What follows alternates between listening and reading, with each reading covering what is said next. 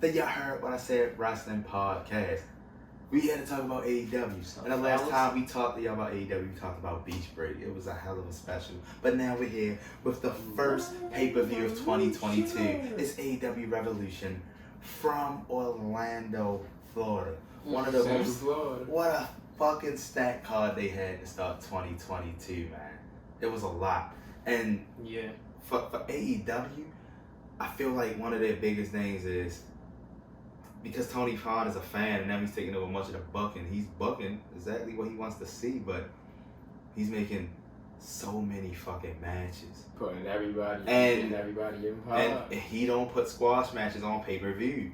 Yeah. So I love that everybody's getting shine, but I feel like maybe a match or two might gotta be taken out here. Yeah, but that's the thing. You got four pay-per-views a year, so you want to make them as good as you possibly can. Yeah, what's this, the fourth year of AEW? Yeah. So I guess it'll be more pay-per-views going. That was the third Revolution. With the goddamn buy-in, that shit was 5 hours. Yeah, we in the third year. With the buy-in, it was 5 hours. Yeah, with the buy-in from 7 to basically 11:57. So I mean, it'll be 4 in November. Yeah, but we gonna see what's up. Let's just start it off with the buy-in because they had 3 matches. First match, it was legit Layla Hurst going up against the alien Chris Statlander of the Best Friends unit. Match started off a little slow, but legit Layla Hurst, she was working on the arm. That's what she does.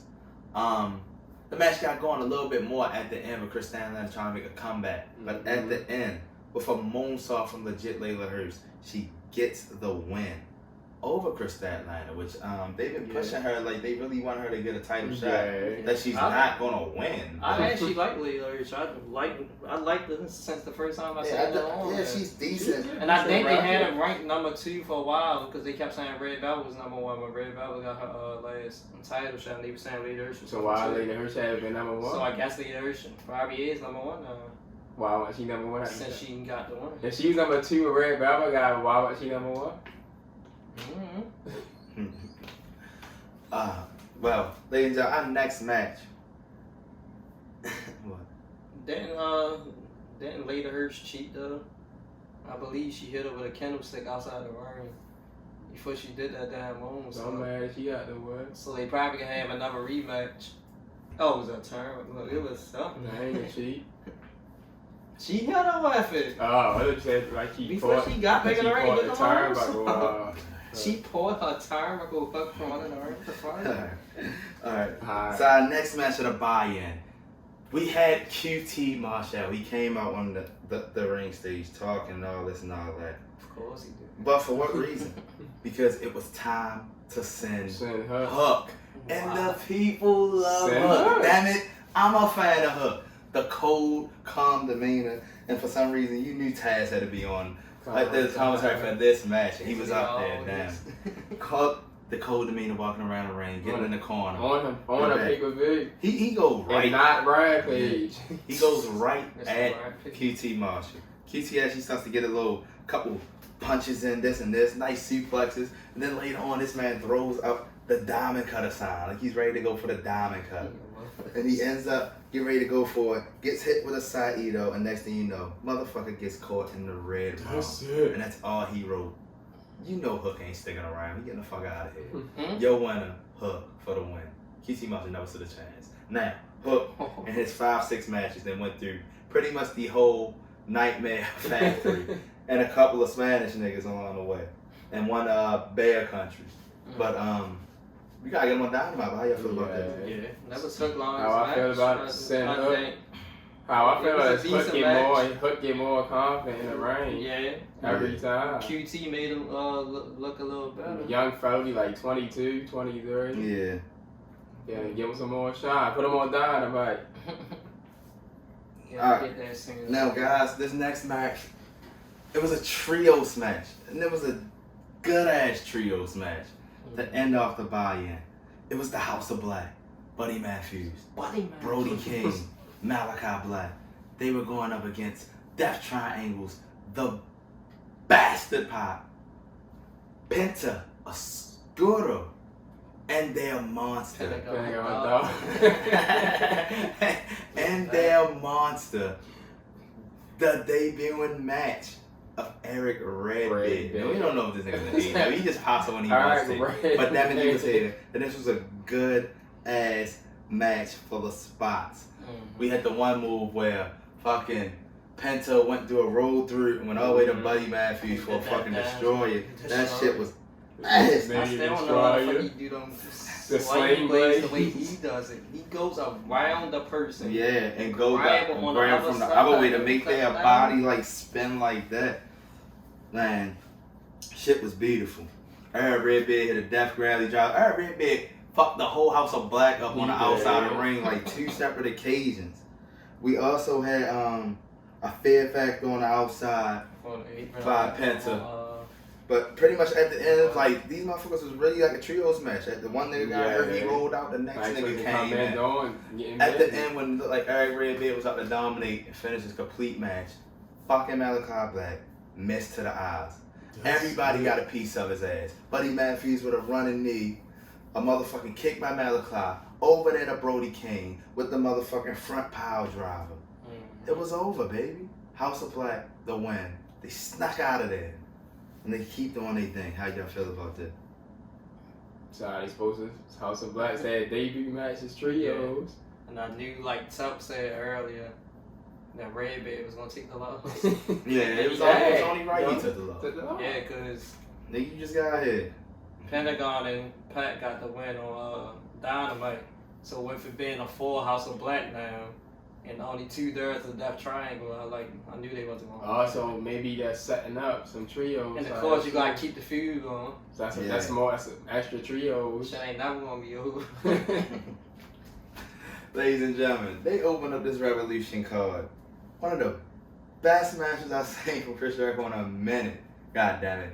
It was the Demo God. He was looking slow. It was Le Champion, and as they had under his graphics, the Influencer, Chris Jericho. He was going up against the Mad King, Eddie Kingston, one of the biggest faces of AEW. This motherfucker came out there ready. He ain't wait. He was at the ring within 5 seconds of his song being on. He was ready to fight, B. You saying what happened on Dynamite? He came up there within the first 10 seconds of a match. Half and half suplex in the first 10 seconds on Jericho. Drop him on his head. Jericho rolled to the outside. He followed his ass. When I tell you these guys put on the show, they put on the show.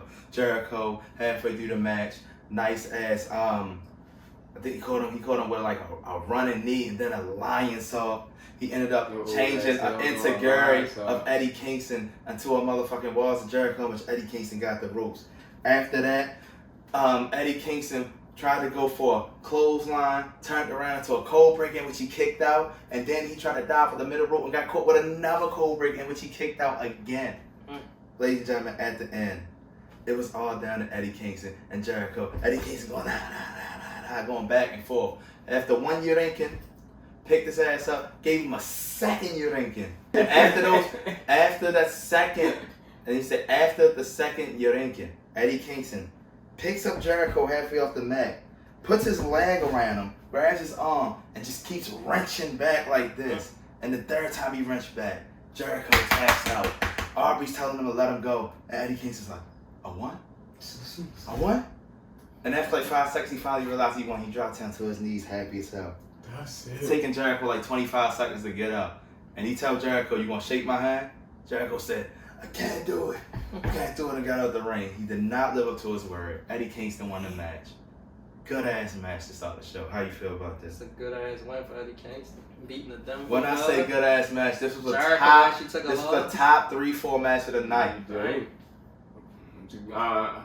AEW used to always start off with one of their matches, with one of the matches that you know going to be one of the best matches. And like you said, it's a real good win for Eddie Kingston. I just noticed another thing. Eddie Kingston's one of them people that's so popular, kind of like Bryan Danielson. He don't even need no title to stay relevant whenever he fighting somebody. That's true. Yeah. And didn't he like a couple big reviews ago? He had the kickoff match, the first match with CM Punk. Yeah. That was good. That was a good ass match. Eddie Eddie Kingston Kingston getting bent. Eddie in the Kingston match. kicking off Jericho reviews, saying right? Oh yeah. Hey, I see you now, Eddie Kingston. Man, I see you. that's good. the Mad King. Our next match, it was a 6-man tag match. Well, it was a triple threat tag match, and it was for the All Elite Wrestling World Tag Team Championships. It pitted Kyle O'Reilly and the infamous Bobby Fish, reDRagon, going up against Nick and Matt Jackson, the Young Bucks, going up against Jungle Boy and Luchasaurus, Tag Team Champions. Another good ass match. You see who you had in the match. I'll say for about the first 15 minutes of the match, everybody got their shine on, doing what they wanted. And then out of nowhere, it was the hot tag to Luchasaurus, and then that's when shit really picked up steam. Of course. Luchasaurus- That's the best hot tag in wrestling. Luchasaurus got all his shit in. When I say all of it, he got all of it. The flip over, the miss, the one nigga ducked the kick, and then he kicked the nigga again. Go to the outside, bag moonsault. You had some vintage Luchasaurus. You had the part where vintage Kyle O'Reilly going to the middle rope, getting hit again, going to the other rope, all that shit. Then get close to the end of the match. One of the Young Bucks tried to bring a belt in the ring, and Bobby Fish took it, passed it to Kyle O'Reilly, hit Jungle Boy with the belt, and I don't know what the fuck the ref was still messing with Jackson for. Like, all right, he done. But Jungle Boy kicked out. Also after that, you had Nick and Matt. They go for the BTE trigger on Jungle Boy, but already throughout this whole match, you had reDRagon and the Bucks fighting each other. Like, no, we got a deal. You can't pin. Nigga, one of y'all gotta win the match if you want the belts. I didn't know why y'all was doing that. But pretty much, almost getting a Meltzer driver at the end that got reversed. And then one of the Young Bucks that dropped the ring was left Matt Jackson in the ring by himself to get a Jurassic Express. Leaving a good-ass triple threat match done with the Jurassic Express still your tag team champions. How y'all feel about this, man? Good ass match. That's a way to show that they really good. It's a top tier tag team. Yeah. Beating reDRagon and Young Bucks in the same match. It was especially, man, like you said, a triple threat match too. Yeah. With both of them at it, and of course, a match always anytime a fucking tag team match in AEW. And they got to show off that they good ass wrestlers too. Like Jungle Boy and Luchasaurus. No, Jungle Boy. They as good old JR likes to say, I always love me some Jungle Boy Jack Perr. And then they actually like a real good tag team too. Yeah, Luchasaurus been needed some They a real good tag team, and then they finally defended the titles on something other than Rampage. Yeah, and I just noticed something. They don't even call them Jurassic Express. They say don't. Ever since Martin Stuntman gone and Christian have been in there, they just Jungle Boy and Luchasaurus. But their finisher is still Jurassic Express. They get veggie. And that's why I give AEW credit, because they just give you a whole bunch of everything. You just seen it. We just had an awesome tag title match. We had an awesome legend and Chris Jericho versus the 20-year underdog Eddie Kingston, and now we give you the face of the Revolution ladder match, where the winner would be the #1 contender for the TNT Championship. This match, it had 2 members from Team Taz. It had your FTW non-recognized champion, Absolute Ricky Starks. You had Powerhouse Hobbs. You also had Christian Cage, Limitless Keith Lee, Freshly Squeezed Orange Cassidy, and Mr. Mayhem Wardlow. There's just a lot of spots in this match. As you can expect, it was a ladder match. It's not, I can't really go through everything, so we'll explain stuff as we go along. But at the end, that you had Keith Lee, you had Hobbs, you had Wardlow all on the stage. Wardlow gets taken down. So then Keith Lee gets taken down. So then you have Wardlow. You have Powerhouse Hobbs. They go grab a ladder. They fight for it. They break it in half. And they both go after they go after Keith Lee. Powerhouse Hobbs hit Wardlow. He goes down. So now you got Keith Lee and Hobbs fighting near the announce table. Bow Wow sounds like he's about to choke slam Keith Lee. Yeah, Keith ain't having that, but out of old way, here comes Wardlow pushing both of their asses down onto some tables in the announce table, ruling their asses out for good. That leaves us down to 4. Wardlow's still there, but you still got Christian Cage, you still got Starks, you still got Cass in the ring. Now, we never seen Cass again after Keith Lee helped throw Cass, but as Tom said, that was partially Cass as she stopped in hella far. The guys, they couldn't catch him. His head bounced off the red part of the motherfucking thing, and I think he got a concussion because he never seen him again. It was pretty much down to Starks and Cage in the ring. Cage almost got a fucking kill switch, but then Ricky Starks hit a fucking low blow, and he thought he had it. But then Wardlow was still in there. Mind you, this ladder been set up out on the ring, on the ropes for like 10 minutes. So now it's Ricky Starks climbing up thinking he got it. Wardlow looks at him, does a Brock Lesnar jump over top of the ladder onto him, grabs this motherfucker, powerbombs him onto the ladder, and you know Ricky Starks got the bag in that. After that was it. My man Wardlow gets up there, grabs it, and your new #1 contender, got the big ass Wardlow. How do y'all feel about this? And what other spots y'all got for this match that y'all I said Wardlow was going to win it from the beginning, and he won. He did that shit. Face of the Revolution. I seen all the other opponents. I was like, Christian, why'd you been a face of a Revolution? Don't make sense. Orange Cassidy already had plenty of shots. Yeah. They never let Powerhouse Hobbs do anything. Ricky Starks got the It's FCW good title. record. And Keith Lee just came, so they wasn't going to just push him in front of everybody. Plus it's Wardlow time. Yeah. Man, that was basically my best spot. Wardlow's strongest athleticism. Yeah. Jumping on top of that ladder without it falling or anything. Then my other favorite spots is actually Ricky Starks jumping through the top half of the ladder, not the bottom half, the top half. That little bit of space. Yeah. He actually fit perfect through that for a spin. It was. And remember the vintage Danhausen. I don't know why the fuck that nigga always gotta come up in every best friend's match. And another problem, he's off on the ladder. These motherfuckers they all reaching on grab. Surprised but once again, one of them ladders. we all say Wardlow was going to win. And he did. Congrats, Wardlow. Finally something big for you. About to be new champion. And we not done. We not done with Wardlow for the night. We'll see him a little bit later. But our next match was for the Women's TBS Championship, and it was the undefeated 28-0 Jade Cargill. She was defending that title against Conti. Now, Conti just thinks she's so tough because she got this big-ass record from all these matches she went on dark. But, hey, she was tough in this match. They was going to make her legitimate. Came out with the war paint, -1 with her. Anna Jade went to the back and then came out later now. Although Anna Jade, I wouldn't say she tagged in the field. She distracted fucking Jade Cargill, which led to a DDT. She ain't do nothing. She came out there with a chair. Distraction. No, she was just standing there. Jade turned around with a kick. But if she already went to the back, why she come back down? Why she come back down there? That's some Matt Hardy shit for no reason in the middle of a match. She got a DDT, but she kicked out. She also got a pile driver, and that was another close pinfall. Near the end, like she was about to do something, try to do something on the top rope, but she got caught. Yeah, and then she got hit her face against the. She got Jade. And that was the end of that, and still undefeated. And 29 TBS champion. And shout out to Jade with the classic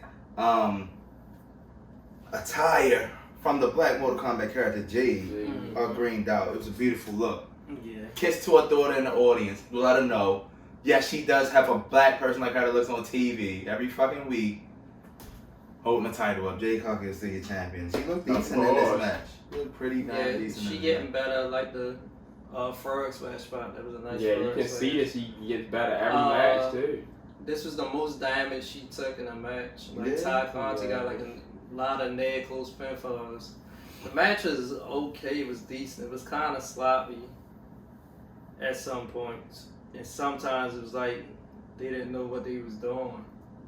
They were just going along with the flow. The match was made 2 weeks ago. Yeah, they ain't had no rehearsal or nothing. Yeah, more time to tell each other what they was doing. But they figured it out. Yeah. Jay came out with the win, still undefeated. Let's go. Now, our next match was the most invested storyline in AEW right now. It was the dog collar match. And it pitted, as we thought, it was the best in the world.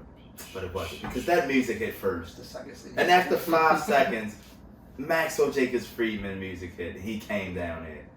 And apparently, you know he's better than typical you. You know fashion. Now, like we said, we thought it was the best in the world, CM Punk, but it ended up being the second City Saint as he came out with his music from the Indies, his pre-WWE music, all with basketball shorts, jacket, and everything. It was pre-WWE CM Punk. What MJF loved about CM Punk. This match got going. That man like he was legitimately scared while he was coming out. This match got going out the gate pretty damn quickly. Motherfuckers going all over the place. MJF immediately, he thought he had CM Punk. He started grabbing the microphone. Quit! I want you to quit! CM Punk started bleeding like way early in the match, like after the first 5 minutes. Yeah. CM Punk started bleeding early as shit, but then later on, he wrapped the chain around his knee, gave a nice knee to the Master Jake Freeman, who then proceeds to jump out of the ring, go under the thing, and cut himself and come back out, making this fucking face spot and all this other dumb shit.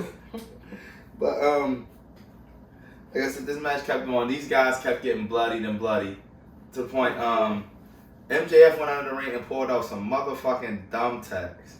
Now, I've never pitted MJF to be the kind of motherfucker that goes out the ring to go get some thumbtacks. Not MJF. Hey, hell, you gotta do anything to win. Yeah, you gotta do anything to win. Especially against your idol. But anyway, after Punk goes for a go to sleep, he reverses into the Salt of the Earth, and the Salt of the Earth reverses into the Anaconda Vice. And he tried to get away with getting away with it, but after that, he gets Punk with a heat seeker on the ropes, which also gets him kicked out. Now, MJF gets hit with a suplex on the thumbtacks, but not all the way. Now, at this time, nobody gets a pinfall, but for no reason at all, Mr. Mayhem comes walking back to the ring. Back with his tux on. Nice suit on, he just won the match. And MJF says, all right, give me the ring. This man says, he can't find it. He can't find the damn ring. Now, after this distraction leads to fucking a roll-up pin by CM Punk. But it doesn't get him anything. And then he gets MJF with a go to sleep. And then he looks over at Wardlow. And they just keep looking at each other. Then this man Wardlow just says, here you go. Puts his slides in the ring. Walks away. Gave him a head. CM Punk grabs it. Waits for MJF to get up. Punches the shit out of him. And that's when he falls back on the thumbtacks and goes, nigga, you didn't have to fall like that. CM Punk pins him 1, 2, 3 and get his revenge from 2 losses in a row from MJF. It's CM Punk with the win. He gets the W and a great ending to a hell of a storytelling match, I hope. Yeah. MJF finally gets that big loss he deserves because the motherfucker been winning every feud. CM Punk, what's next for CM Punk? What's next for MJF? And how is he going to feel about the betrayal of Wardlow on upcoming Dynamite? For CM Punk, I think at this point, I thought whichever one of them two won is up next for a world title. They both high in the rankings. Yeah. So that's what I think next for CM Punk. But I think next for MJF is confronting Wardlow. Yeah. They might have a match. Cause y'all think he's gonna be the next TNT champion. I actually don't think that. Sammy G just got it back. I think he's gonna keep it because MJF gonna interfere. That's when it's Sammy G ain't beating no Wardlow. That's when it's gonna start that feud towards that match. Wardlow. Sammy G gonna win because MJF and Sean Spears. That's actually a good idea. And then a Pinnacle gonna break up, or just them two. Wardlow just gonna leave. And Sean Spears. At some point they gonna have a match. What, that was enough? MJF and Wardlow. That wasn't nothing. Leave. 2.5 months. Yeah. You know, they like that long-term storytelling. That sounds pretty good. I ain't mad at it. Yeah. But next, this match, ladies and gentlemen, it wasn't their fault. It was the worst match of the night as far as reaction and enthusiasm, and it was because they had to go on after a dog collar match. It was for the new All Elite Wrestling Women's World Championship.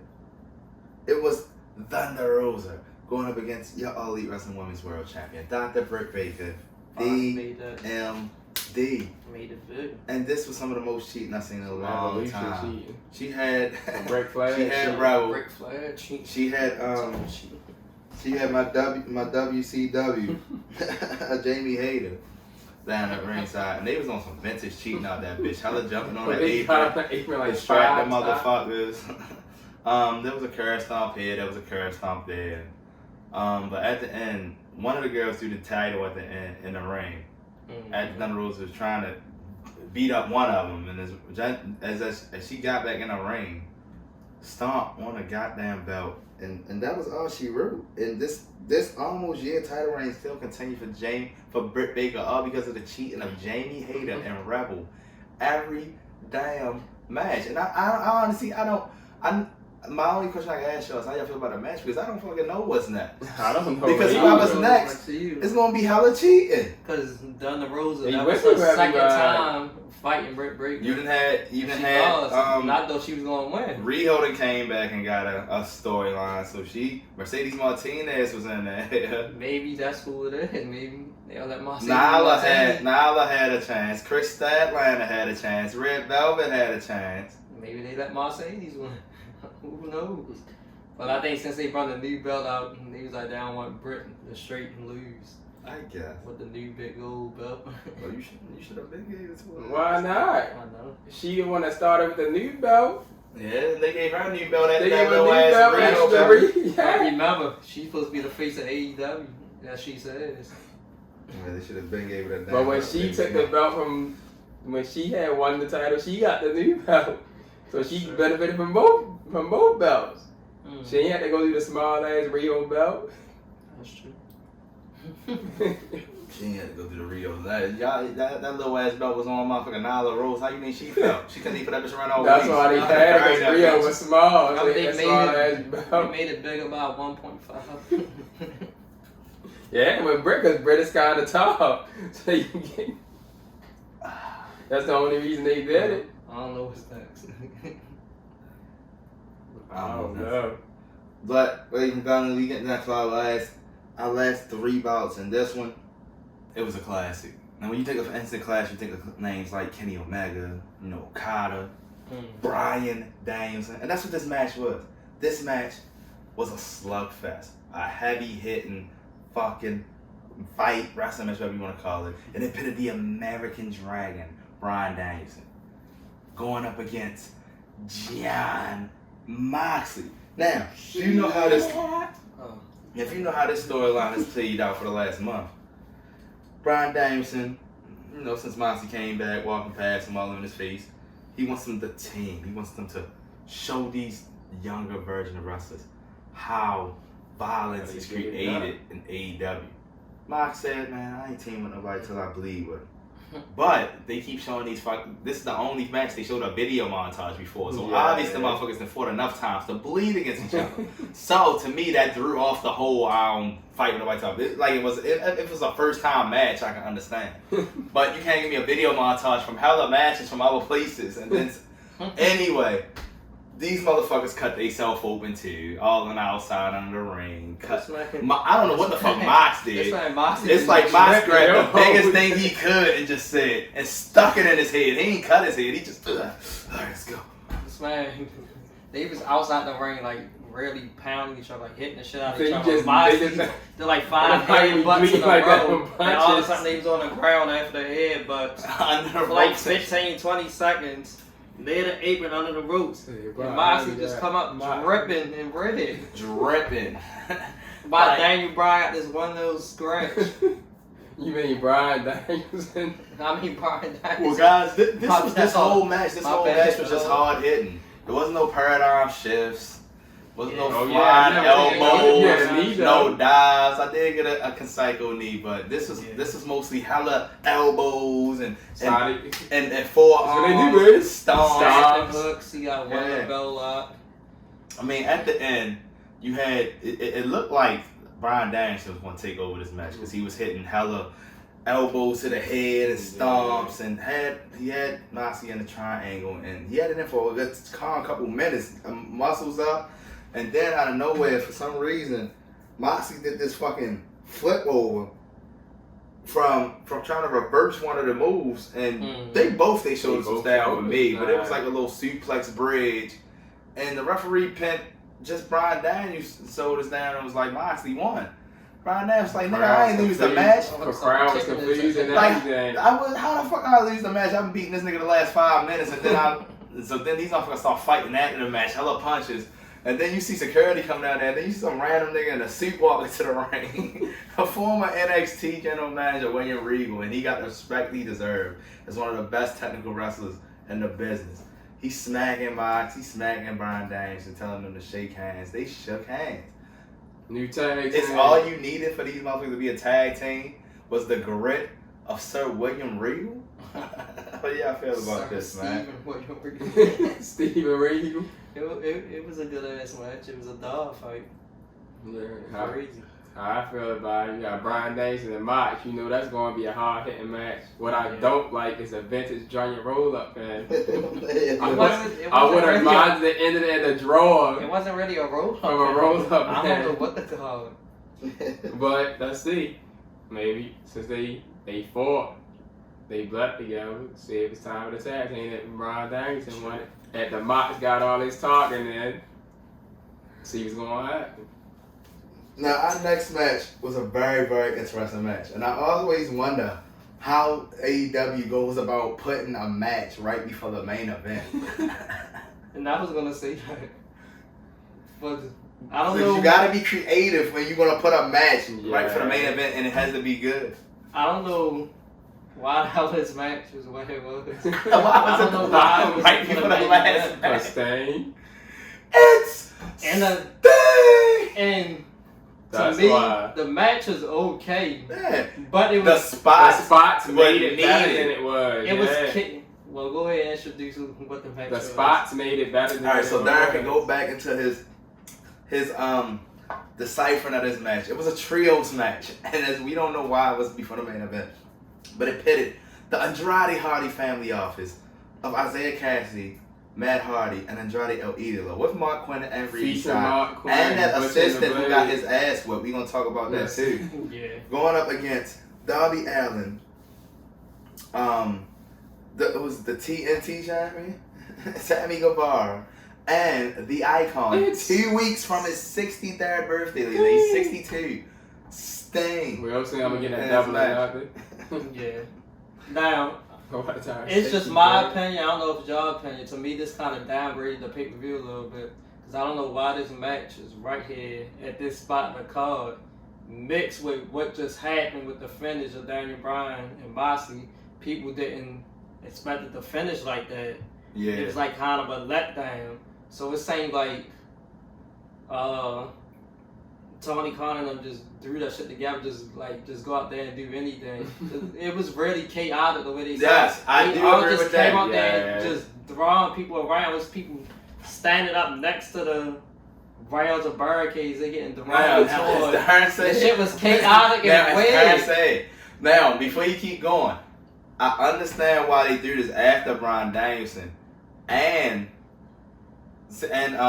Moxley, only because this was a match where you knew the faces were winning, and it was that the three faces they loved. It was Sting, it was Darby Allin, and it was Sammy Guevara. All niggas that they would cheer all highly for them other three niggas. Yeah. First of all, you already knew he was going to win. But like the first 5 minutes of the match, it was like they were just doing anything. It wasn't no. You know how I know they were doing anything? They came down there and these motherfuckers just started throwing the trash can. And they was fighting the assistant more than anything. He wasn't very careful, nothing. It wasn't like no. Andrade hit the shit out of him. It was like one of them. It was like stuff. It was just shit thrown together. It was like one of them. It was like one of them old school hardcore matches. Remember when Matt Hardy just grabbed Sting and just started walking in the audience for no reason? It was like a hardcore match. It got better as it went on. For no reason. Here come Mark Quinn in the ring. The cheat. These niggas had a silly string on the outside on Darby Allin, fucked him up. Yeah. Next thing you know, these motherfuckers get all the way over by one of the walkways, and here come out the butcher and a bleed. It was just too much and stuff. These motherfuckers just start setting up hella tables. I'm like, what the fuck is they doing? Next thing you know, they cut back over. Isaiah Cassidy standing on top of the stage. Sammy Guevara climb up that bitch. It's 2 tables just set up there already. Mark went down there cheating and shit. Sammy Guevara climb up there. Spanish fly off of that bitch through the tables. Isaiah Cassie almost got his ass beat the fuck up. OP okay. Next thing you know, we cut back. We cut back. Sting fucking doing crossbodies. 3 fucking tables on Andrade. Getting back up. This lead is all getting back over to the ring. We see Andrade and Darby in the ring, and he hits Andrade, but for Scorpion's death drop through a table and a missed coffin drop, which Andrade just doesn't kick out of. No, it was Matt. Oh, what's that, Matt? He gonna move. Oh, Matt moved and shit. Matt didn't kick out of, and this got these guys the victory. And as Don said, this match was all over the place, but hey. Some of the shit just wasn't making sense. Hey, when Darren say a match don't make sense, then you know you really do. Because Sting and Darby ended up Guevara in the match. It's just saying way when it just started off. They didn't look like they came in with a set of moves. Then they even beat Andrade, got him out of there. I don't know, that was just crazy weird. Oh man. It's chaotic. Andrade got some work in. That was fine. Matt Hardy looked like my Hardy version 1. Hey, this was our main event, and they pitted 2 Adams against each other. Let's go, Adam. Adam sucks. What Adam are we cheering? We don't know, but it pitted Adam Cole, baby, undefeated in singles competition, your #1 ranked contender.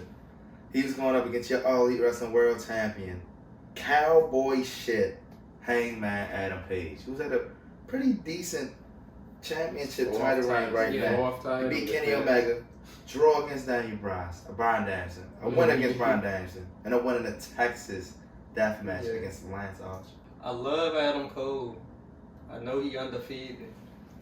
But how do he get a title shot that quick? Rankings. He was 11-0. Rankings. The rankings that they make up. I know, but he only fought 11 matches. Yeah. When somebody got a world title shot that quick, only fought a little bit of matches, even though he was give Hook 3-4 more matches, and he should get a title shot soon, right? Well, you said when somebody fought that many matches? Yeah, he was only 11-0. I mean, Lance Archer. At least half his matches been trios matches. I mean, Lance Archer returned and got a title shot. That's true, but he fought way more matches than 11 matches. Yo, I got That's the only thing I got. Hold up, before that. Adam Cole said, oh my god. Before. Boom. Proceed. Before we go back to the match, why did they rarely switch this man's name from Brian Danielson to Daniel Bryan?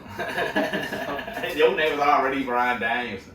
Why couldn't you just keep that? They just reversed his name around. You know what? I don't like Brian Danielson. How about Daniel? I'm going deep, bro. You know what? I know what your name should be. Michael McGillicuddy. What the hell is a McGillicuddy? Back to the match. Of course, this would be one of the best matches of the night. My man named Adam Cole. You had 2 of the best wrestlers out right now, Adam Cole and Adam Page. It's like reDRagon came out that bitch. Oh yeah, you knew that. You had everything in that bag. These niggas set up a table right next to the ring. And then Adam Cole ended up getting dead-eyed due to bitch. Couple dead eyes. He had some bones. Let's not forget about Sunrise. All 10 members of Dark Lord. If it ain't more of them. All them niggas came out there to check. Did number 10 come out? Yeah, he had a mask on.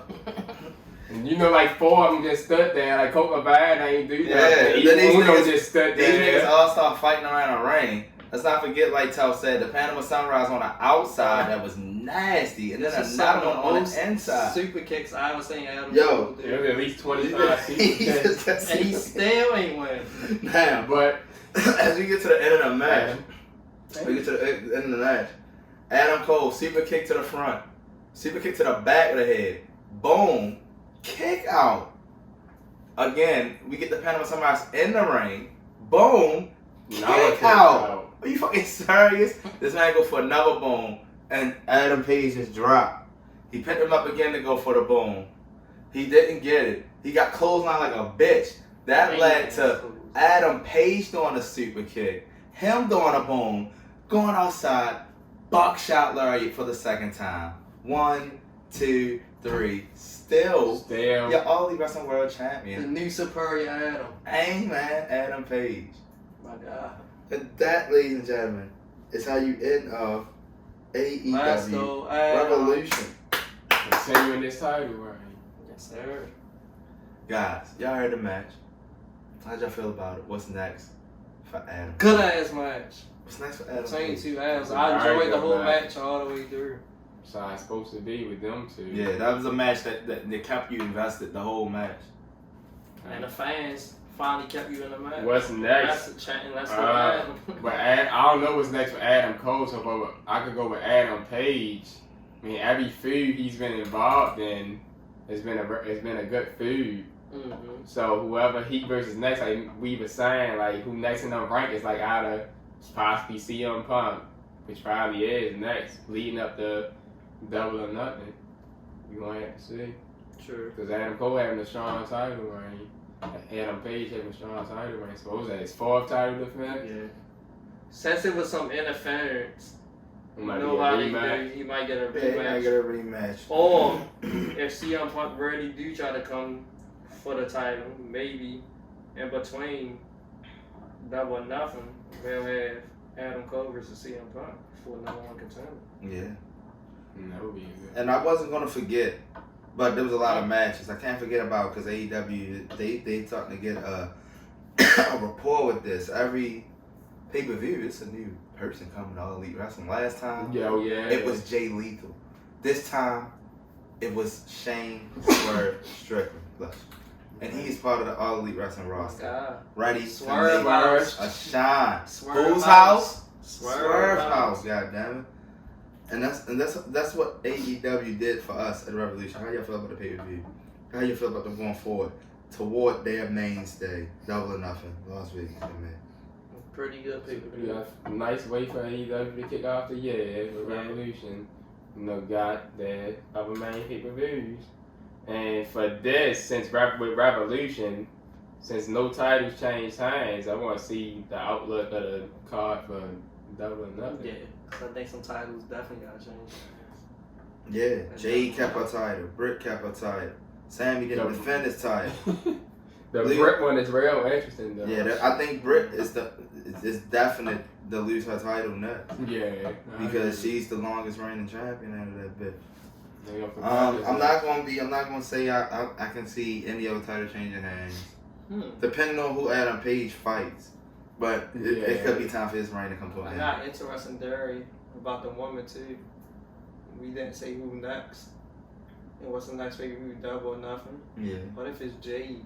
I said that, but that's if Tony Khan would want to go with that. Double or Nothing. To me, I don't. Double or Nothing, you're right. In Vegas, I like that. Now, I don't mind that as long as you don't take the WWE approach and try to combine the titles. Yeah. If you gonna have both I titles, think they gonna combine. you gotta be both champions. They got too many women. You gotta defend both of them bitches. So Jay, that's how I was thinking of that. You right, it's a good theory. Double or Nothing in Vegas.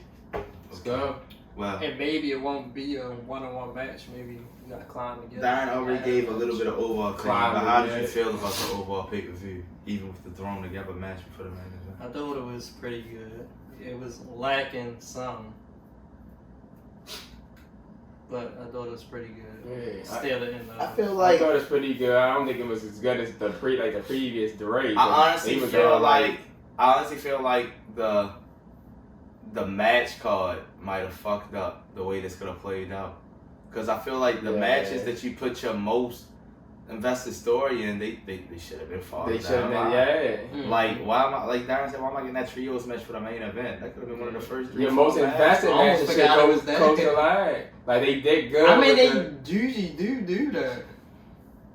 But they starting to switch another thing, like we said, with AEW has so many people, sometimes they don't need them. I understand you want to put them on a card. Yeah. Like Tony Khan wants to put everybody on a card, so they only had on pay-per-view. You had 3 matches on the body. Like you even had Anthony Ogogo walk out with QT Marshall. I ain't seen that nigga. Yeah, you could have took one of them matches off. Yeah. But I mean, Gave me some energy, man. I mean, everybody got I'm work ready to watch this bitch live. So easy, right? I think that's all we got for this. I don't want to talk about WWE no more right now. Yeah, 2 weeks from now or 3 weeks, the St. Patrick's Day episode coming up. And that's when Warlow's supposed to be getting his title shot. And wait, and Scorpio Sky's supposed to be get ready to fight Sammy Guevara. No, don't say he's about to lose to Sammy Guevara. He's about to lose to Sammy Guevara. Well, they kept showing him in the crowd, remember? That's all we got. One thing we didn't mention, Don Callis' ass came out on the why they? I thought it was Kenny Omega. Kenny Omega, we thought it was Omega. I guess he's saying Omega about to retire soon. He said, yeah, that might be an Easter egg. He's coming back, and it's Kenny. By God, Omega. Maybe he can try to get another match against. Will we get Omega? Omega and Hangman. Well, Wednesday? Since Omega, Hangman, since you said that, I'm glad you said that too. I said Omega, Hangman. I said Adam it could be Adam Cole and CM Punk. Now I can see could be the two former leaders, well, almost leaders of the Bullet Club or Elite. Adam Cole versus Kenny Omega. Now Kenny Omega mad, he gonna want his boys back. Yeah, exactly. I like that. We gonna want his boys back. Now they gonna battle. They might fight, but then you gonna have a 6-man tag team match at Double or Nothing. The Young reDRagon, Adam Cole versus Kenny Omega and the Bucks. We Elite, baby. and they going, and Kenny Omega and the Bucks gonna win because Michael Nakazawa gonna come up there and shoot some other people. Don Callis is a cool. Michael Nakazawa, Brandon Cutler gonna be up there too. Fuck around had a good brothers coming out that bitch with Jay White too. And Chris Bay hanging in the background. I like to see that down the line too. Kenny Omega, Adam Cole, Jay White, triple threat match. Make it happen. Y'all heard what he said, but that's it for Revolution because this video long as shit. This y'all heard when I said wrestling podcast. Now I review of AEW's Revolution. They got the St. Patrick's joint coming up, like you said. Their next pay-per-view, Double or Nothing. That's cool. That's late May. That's all we got. We got a little break, y'all, from Impact, from AEW, from WWE. Ring of Honor ain't back yet. I'm not ready to review GCW shows. These motherfuckers got a show every 2 weeks. Yeah, I see what Tony Khan, man. On the H. Tony Khan, man. It's all about that. Oh, he ain't man, no bad. But y'all already said it. Y'all already said it. These details. Nah, they don't. And we out.